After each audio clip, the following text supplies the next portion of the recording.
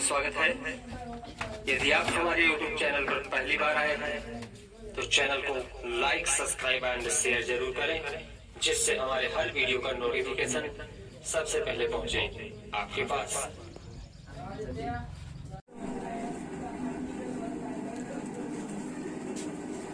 इस वीडियो में बेटा का आपको मनोहर पब्लिकेशन बुक का 4.b द्विघात समीकरण का चैप्टर पढ़ाया जा रहा है, जिसमें आपके सामने एक क्वेश्चन दिया हुआ है x² - 1/9 = 0 को हल करो। यही क्वेश्चन है आपका।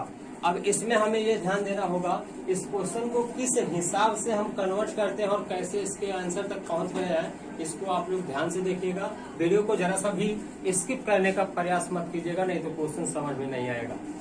ध्यान दीजिए, x² - 1/9 का होल स्क्वायर लगा हुआ है। अगर किसी कारण से या किसी प्रकार से हमें यहाँ पर ऐसा मैटर मिल जाए, ऐसा, तो हम जानते हैं एक फार्मूला a² - b² का, जिसका सूत्र होता है a - b और a + b। यदि ऐसा मिल जाए तो हम इसको दो पार्ट में कन्वर्ट कर देंगे, वही हमारा आंसर प्रूफ हो जाएगा। लेकिन इसको करने के लिए आपको पता होना चाहिए कि 9 का वर्गमूल कितना होता है, 3 होता है। इसलिए हम यहाँ पर सीधा सीधा उठा करके 9 के स्थान पर 1/3 का वर्ग कर सकते हैं। 1/3 का वर्ग।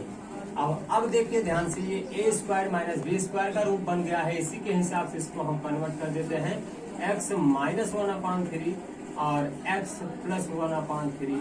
ये आपका फाइनल आंसर हो जाएगा। यहां से यदि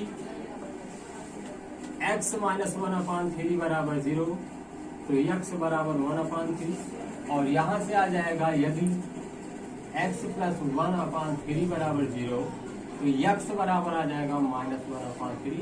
यही दोनों आपका फाइनल आंसर होगा। जल्दी से स्क्रीनशॉट ले लीजिए और क्वेश्चन को नोट कर लीजिए। अगला क्वेश्चन है आपका 3x² - 36 = 12 को हल करना है और x की वैल्यू बतानी है। इसमें आपको यह ध्यान रखना है 3x² - 36 को यहीं पर रहने दीजिए। जो 12 लिखा हुआ है इसको 36 के साइड में ट्रांसफर कर लीजिए। इतना हुआ, ठीक। हम देख रहे हैं ये दोनों पॉइंट सजातीय है और जुड़ भी रहे हैं, जिसको जोड़ देते हैं। 3x² को लिख लीजिए और 6 2 8 3 1 4 बराबर 0, ठीक। यानी 3x² - 48 = 0 हुआ।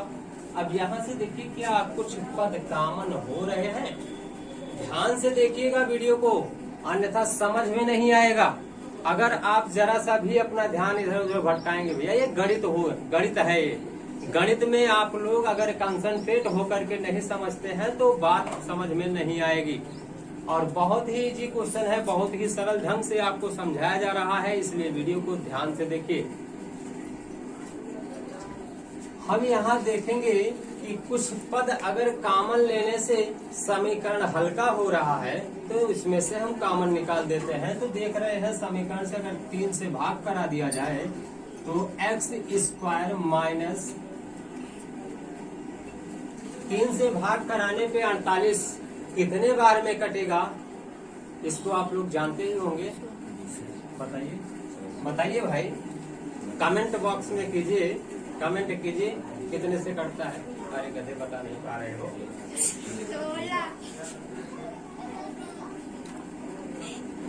16 आया, ठीक है, 16 आ गया। अब 16 को देखिए, x² - 16 को कुछ ऐसा कर दीजिए कि जिससे ये भी वर्ग के रूप में आपको दिखाई दे। क्या करेंगे हम उसमें, 16 को हम 4 का वर्ग बना देंगे। 16 को 4 का वर्ग बना देंगे और इसके बाद फिर हम उसी फार्मूले का प्रयोग करेंगे। a² - b² बराबर क्या हो जाता है, a + b एक पार्ट में और a - b एक पार्ट में हो जाता है। उसी तरीके से हम इसको भी कन्वर्ट कर देते हैं, x + 4 और x - 4, ये हो गया।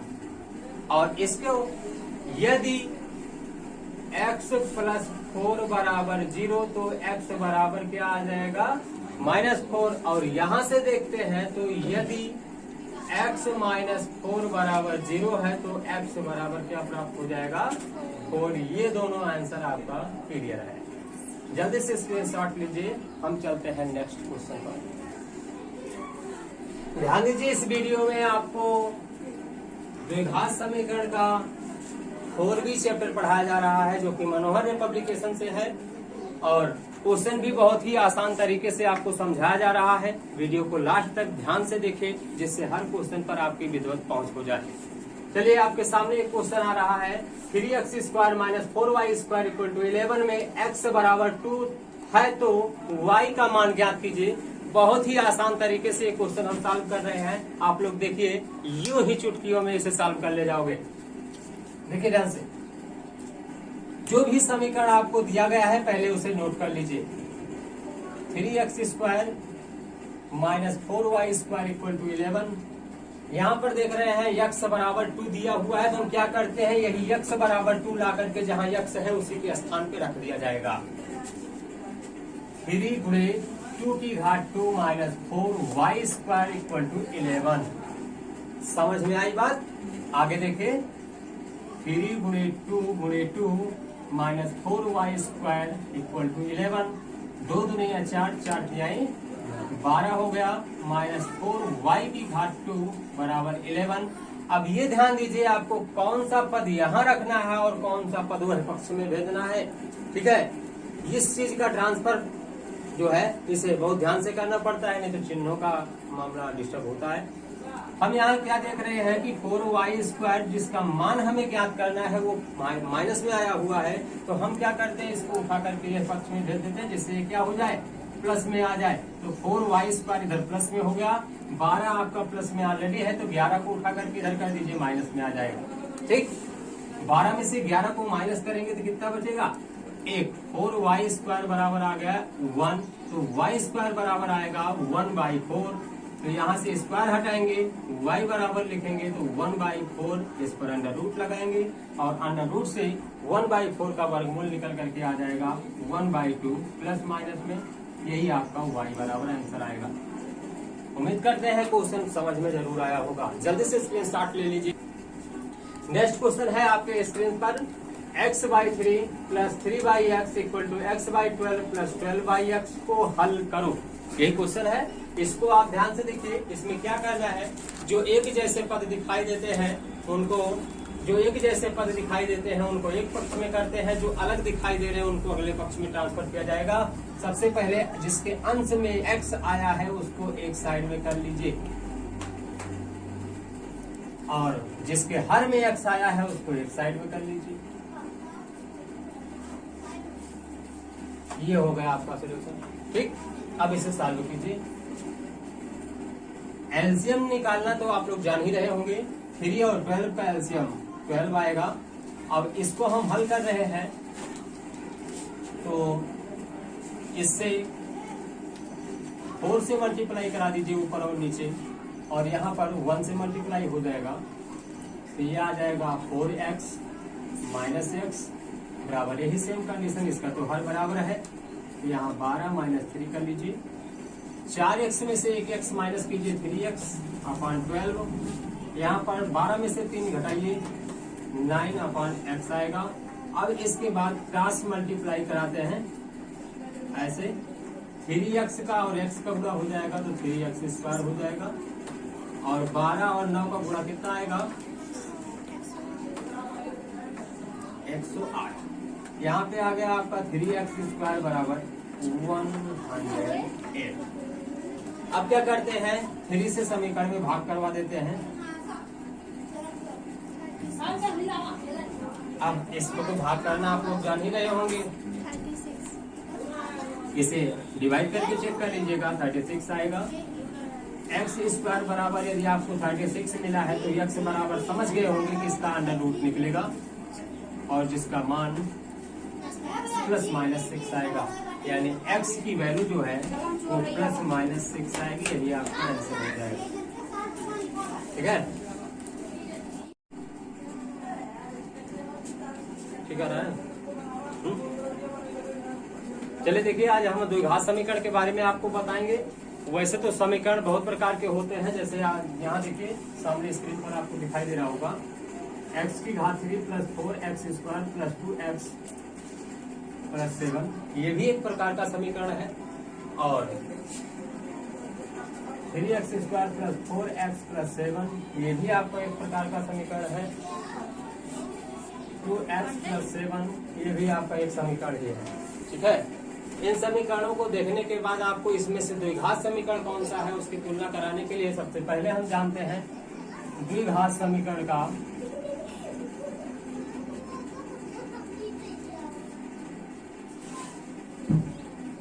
व्यापक रूप। इसके लिए व्यापक रूप जानना है ax² + bx + c = 0। जो समीकरण इस रूप का पालन करते हैं, जो समीकरण इस रूप का पालन करते हैं वही द्विघात समीकरण कहलाते हैं। यहाँ पर देखिए ax² लगा है तो उसकी तुलना यहाँ से कराइए इसी समीकरण से। ax² के स्थान पे 3x² लिखा है प्लस bx के स्थान पे 4x आया हुआ है प्लस c के स्थान पे 7 आया हुआ है बराबर 0। एकदम देखिए सेम समीकरण मैच कर रहा है। इसका मतलब इन सब समीकरणों में से द्विघात समीकरण आपका यही वाला था। ठीक है, ऐसे समीकरण जो इस दिए गए व्यापक रूप का पालन करते हैं उन्हीं समीकरण को द्विघात समीकरण कहा जाता है। बात समझ गए कि नहीं? ये आपका द्विघात समीकरण हो गया। अब थोड़ा सा इसके कुछ प्रश्नल सूत्र के बारे में जानकारी लेते हैं।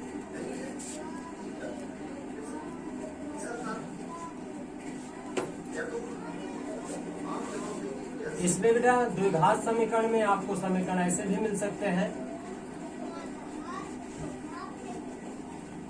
ऐसे। अगर आपसे कहा जाता है कि इसका मूल ज्ञात कीजिए,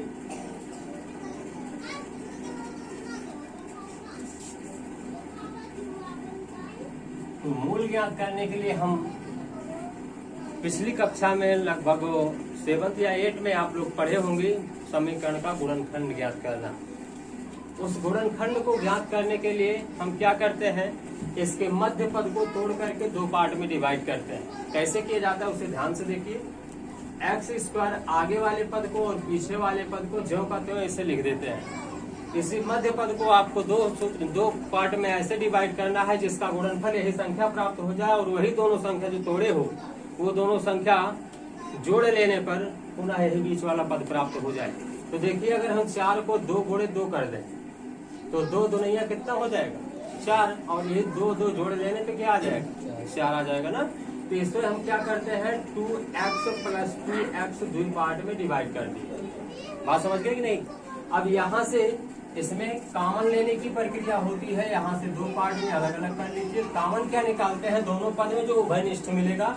जैसे यहाँ पर देख रहे हैं x यहाँ भी आया है यहाँ भी आया है, तो इसमें से हम x को बाहर निकाल देते हैं। तो यहाँ पर क्या बच रहा है सिंगल, क्योंकि स्क्वायर लगा हुआ है एक घात बाहर आए तो एक ही बचा रहेगा। और यहाँ पर x निकल गया तो अकेला 2 बचा हुआ है। क्लियर है ना? यहाँ से देख रहे हैं 2 अगर हम बाहर लेते 2 यहाँ से भी निकल जाएगा, 2 अंक यहाँ से भी निकल जाएगा। तो 2 बाहर ले लीजिए, यहाँ पर लगाते हैं x + 2। अब देखिए गुणनखंड का ये रूल है, जो ब्रैकेट आते हैं दोनों समान होने चाहिए। तो क्या समान दिखाई दे रहा है? अगर समान दिखाई दे रहा है तो इन दोनों को एक सेट में बना देते हैं और जो कॉमन लेने पर आया हुआ है उसे एक सेट में बनाते हैं। ये आपका गुणनखंड हुआ। अब इसका मूल हम कैसे ज्ञात करते हैं उसको देखिए। मूल, इसके लिए आपको एक पद उठा करके यहाँ रखना होगा, बराबर 0 करना होगा। अब हम यहाँ से x बराबर वैल्यू निकालते हैं। इसको पक्षांतर कर दीजिए, प्लस में है तो माइनस में हो जाएंगे। यही आपका क्या हो जाता है मूल। और यहाँ से भी वही निकालेंगे, x + 2 बराबर 0, तो x बराबर क्या हो जाएगा -2। ये भी आपका एक मूल प्राप्त हो गया। बात समझ में आई? गुणनखंड करने के पश्चात जो गुणनखंड में आपका आया रहता है 2 पॉइंट, उसे उठा करके x के बराबर में 2 वैल्यू ज्ञात करते हैं। जो भी वैल्यू निकल करके आती है उसको हम यहाँ पर लिख देते हैं, यही हमारा मूल हो जाता है। ठीक है, यदि आपको क्वेश्चन को राइट करना है तो इसे लिख लीजिए और या जल्दी से स्क्रीनशॉट ले लीजिए, क्योंकि हम आगे चल रहे हैं दूसरे क्वेश्चन पर। अगला क्वेश्चन है जांच करो कि द्विघात समीकरण है या नहीं। नीचे आपका क्वेश्चन लिखा हुआ है, स्क्रीन पर दिखाई दे रहा होगा, x माइनस 2 का whole square plus 1 equal to 2x plus 3। इसे हमें हल करके बताना है कि ये दिया हुआ समीकरण द्विघात समीकरण है कि नहीं है। चलिए देखते हैं किस प्रकार से इसे हल किया जाएगा। सबसे पहला काम आपको क्या देखना है कि यहाँ जो x माइनस 2 का होल स्क्वायर लिखा हुआ है ये a माइनस बी का होल स्क्वायर का फार्मूला होता है, और वो फार्मूला आप लोग जानते होंगे, a माइनस बी का होल स्क्वायर का formula a square minus 2ab plus B square होता है। इसका विस्तार हम इसी सूत्र पर करते हैं, ठीक है। अब यहाँ देखते हैं x माइनस 2 का होल स्क्वायर का जब विस्तार करते हैं तो ये आता है x स्क्वायर माइनस 2 गुणे a के स्थान पर x गुणे b के स्थान पर 2 हो जाएगा प्लस बी स्क्वायर के स्थान पे बात समझ में आई? इतना कर दिया गया। इसको हल करते हैं, एक्स स्क्वायर माइनस 2 दूनी 4x प्लस 2 का वर्ग यानी 4 हो जाएगा। अब ध्यान दीजिए ये समीकरण जो लिखा हुआ है इसके स्थान पर, केवल इसके स्थान पर आप ये समीकरण नोट कर दीजिए, x square minus 4x plus 4, बाकी का वर्ग पूरा कर लीजिए, ये हो गया। अब यहाँ पे हमें क्या देखना है कि x स्क्वायर तो ठीक है माइनस 4x, ये भी ठीक है, 4 और 1 को ऐड कर लीजिए, ये हो जाएगा 5, और इन दोनों को बराबर के इस साइड में पक्षांतर कर लीजिए तो ये माइनस में आ जाएंगे, बराबर 0 हुआ। अब x स्क्वायर माइनस जो सजातीय पद है जैसे 4x 2x, ये दोनों माइनस में है, जुड़ जाएंगे, माइनस माइनस प्लस हो जाते हैं, 4 और 2 जोड़ने पे कितना हो जाएगा 6x, और इधर अंक वाले जो है एक प्लस में है एक माइनस में है, घटा दीजिए, 5 में से 3 माइनस कीजिए, ये आ जाएगा आपका 2 बराबर 0। ये जो भी समीकरण बना हुआ है क्या ये द्विघात समीकरण के व्यापक रूप का पालन कर रहा है? अगर कर रहा होगा तो समीकरण द्विघात समीकरण होगा, अगर नहीं कर रहा है तो ये समीकरण द्विघात समीकरण नहीं होगा। तो हम देख रहे हैं कि यहाँ पे ax स्क्वायर की वैल्यू इससे मैच कर रही है, bx की वैल्यू यहाँ से मैच कर रही है, c की वैल्यू यहाँ से मैच कर रही है, इसलिए ये दिया हुआ समीकरण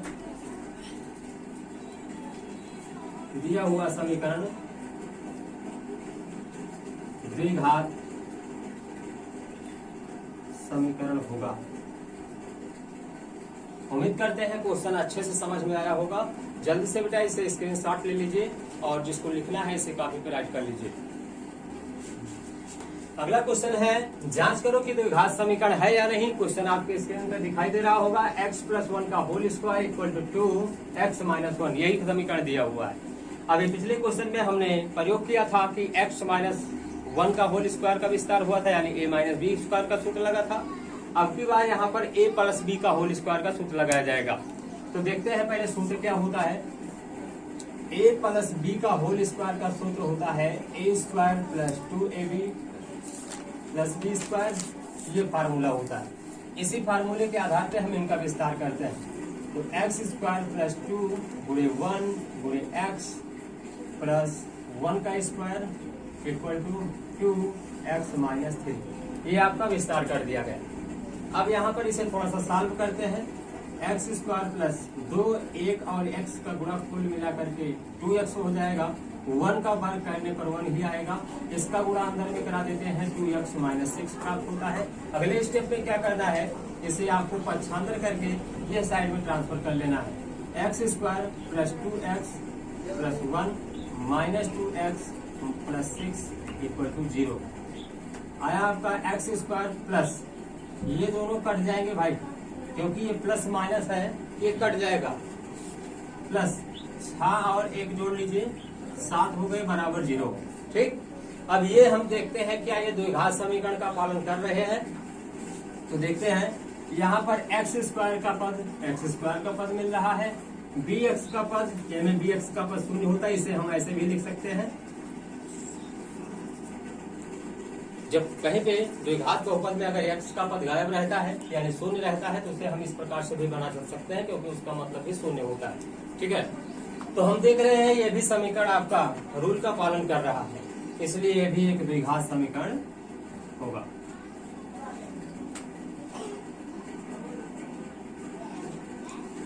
क्वेश्चन फट से बेटा नोट कर लीजिए और बाकी स्क्रीनशॉट लेकर के आगे चलिए।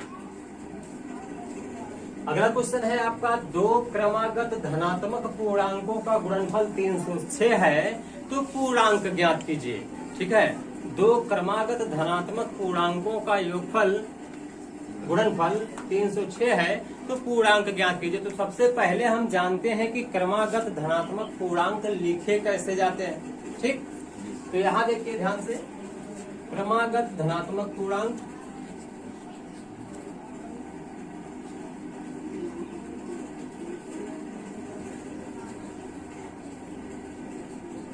जैसे अंक गणितीय पद में पहले 1 आता है, तब 2 आता है, फिर 3 आता है, फिर 4 आता है, फिर 5 आता है, ऐसे आगे तक चलते रहते हैं। लेकिन इसे बीजगणितीय वर्ड में हम कैसे लिखते हैं, पहला पद आपका x होता है, दूसरा पद x में 1 जोड़ करके आगे बढ़ाएंगे क्योंकि अगला क्रमागत चाहिए, और इसके बाद x + 2, x + 3, x + 4 etc। इस प्रकार से हम क्रमागत धनात्मक पूर्णांक लिखते हैं। अब देखते हैं कि हमारे क्वेश्चन में कई पूर्णांक लेने की बात कर रहा है। तो यहाँ पर देख रहे हैं दो क्रमागत धनात्मक पूर्णांक चाहिए, तो हम एक x ले लेते हैं और एक ले लेते हैं x + 1, तो ये पर तो चाहिए। अब इसके बाद दोनों का क्या चाहिए, गुणनफल। तो यहाँ पर हम यहाँ गुणा का चिन्ह लगाते हैं और गुणनफल है कितना, 306, उसे उठा करके यहाँ पे रख देते हैं। ठीक है भाई, अब इसका गुणा कराइए, यहाँ पर प्रश्नानुसार पड़ेगा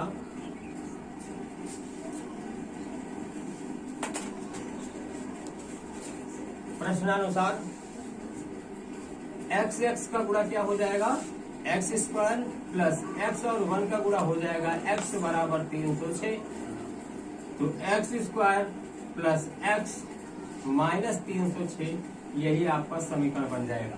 ठीक, यही आपका आंसर होगा। जल्दी से स्क्रीनशॉट ले लीजिए।